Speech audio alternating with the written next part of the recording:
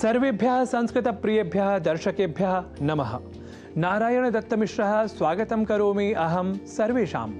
आज संस्कृत की कक्षा में संख्याओं का कर लेते हैं हम विशेष अभ्यास। यदि संख्याओं की पूर्णार्थकता बतानी हो तो हम कहते हैं, जैसे एक की पूर्णार्थकता को हम हिंदी में कहते हैं पहला या पहली।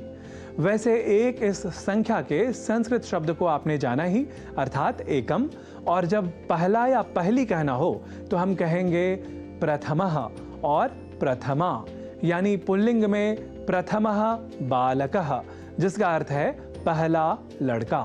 वैसे ही प्रथमः लेखकः अर्थात पहला लेखक, तथा स्त्रीलिंग में प्रथमा बालिका अर्थात पहली लड़की। और ऐसे ही एक और उदाहरण, प्रथमा लेखिका अर्थात पहली लेखिका।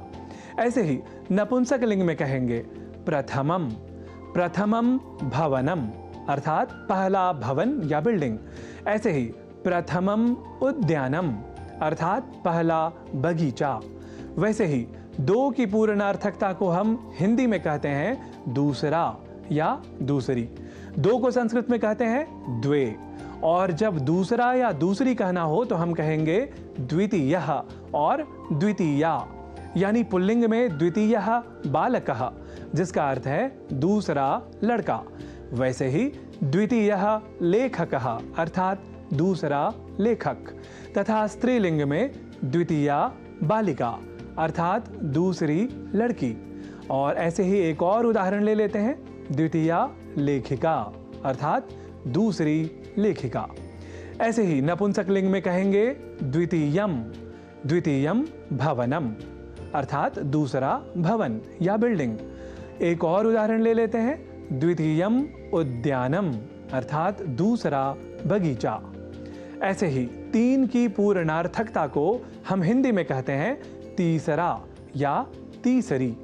तीन को संस्कृत में कहते हैं त्रीणि।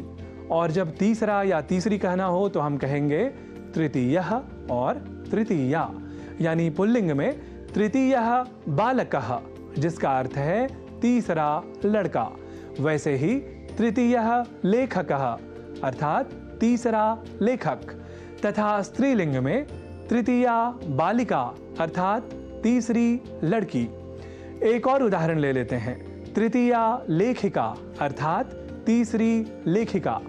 ऐसे ही नपुंसक लिंग में कहेंगे तृतीयम, तृतीयम भवनम अर्थात तीसरा भवन या बिल्डिंग।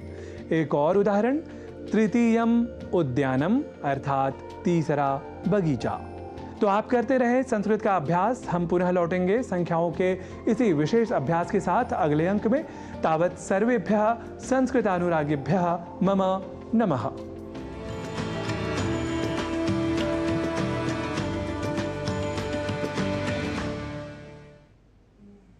और कार्यक्रम में अब आपको रिपोर्ट दिखाते